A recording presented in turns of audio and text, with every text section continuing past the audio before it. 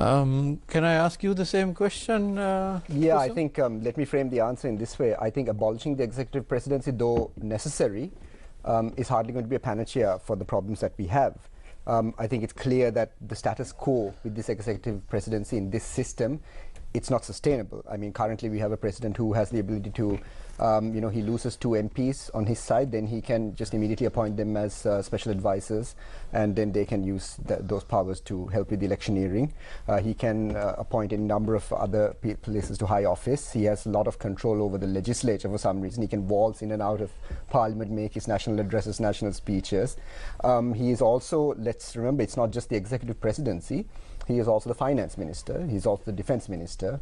His chief of staff is also a national security advisor, someone who doesn't have the experience, the requisite experience for that position. I think the chief of staff's brother was appointed as the chairman of the Bank of Ceylon, which is also a governance issue, considering that the president himself is the finance minister and the Bank of Ceylon falls under the finance ministry. So these are all huge issues. The IMF governance diagnostic report itself states very clearly that it's a huge exposure in terms of governance to have the president holding the portfolio of the Minister of Finance. In fact, that was the case when the report was published, and now several months since the report's publication, that is still the case. So I think it's up to the public to really send a message at the next elections. The SJB has been very clear, even from before the Arugala, that the executive presidency in its current form is not sustainable. It's not good for governance, and it's not good for the administrative discipline that we need in this country.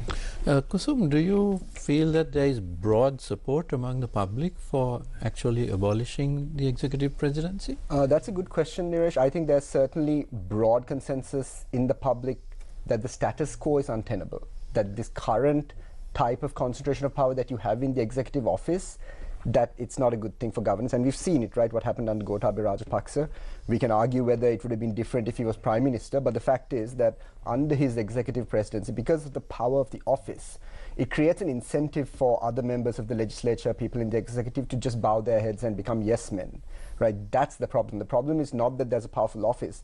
The problem is that everyone has a certain subservience then to that office. So they become unindependent actors. So they're not independent. They don't act according to what they think. They act according to what the executive thinks they should act. And that's probably where our country went wrong. But even before we had the executive presidency, when we had the old system of the prime minister and parliament, there was considerable abuse of power. Salia, can I put that question to you? Yes.